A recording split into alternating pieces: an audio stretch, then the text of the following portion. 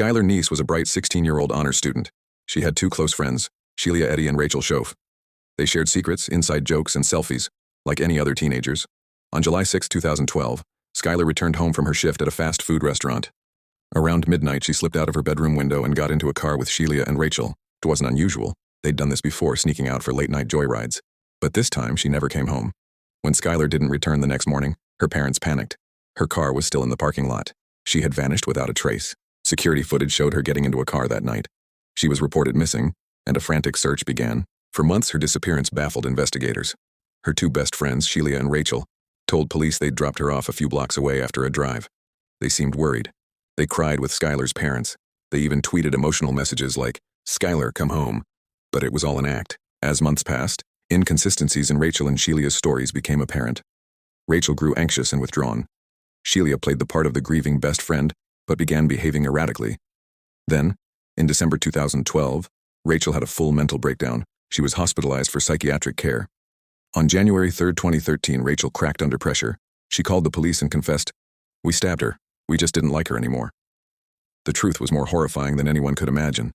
Rachel explained that she and Sheila had planned Skylar's murder for months. They took kitchen knives, changed into dark clothes, and convinced Skylar to sneak out with them. They drove her to a remote spot in the woods near the Pennsylvania border. Skylar thought they were going to hang out and smoke. As she turned her back to get a lighter, they counted to 3 and attacked her. Skylar fought hard.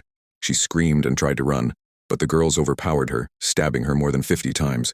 When she stopped moving, they covered her body with branches and fled. Their reason? "We didn't like her anymore."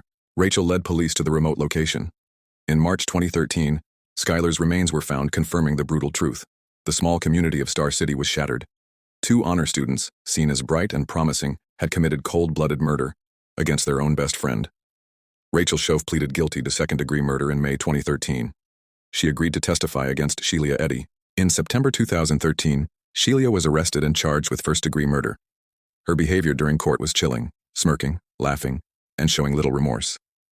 In January 2014, Sheila changed her plea to guilty and was sentenced to life in prison with parole eligibility after 15 years.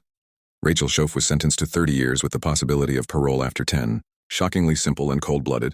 They said they murdered Skylar because we just didn't like her anymore. There was no fight, no betrayal, just teenage malice taken to the extreme. Sheila Eddy is serving a life sentence at Lakin Correctional Center in West Virginia.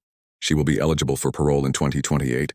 Rachel Schoaf is serving 30 years and could be released as early as 2024, depending on parole hearings.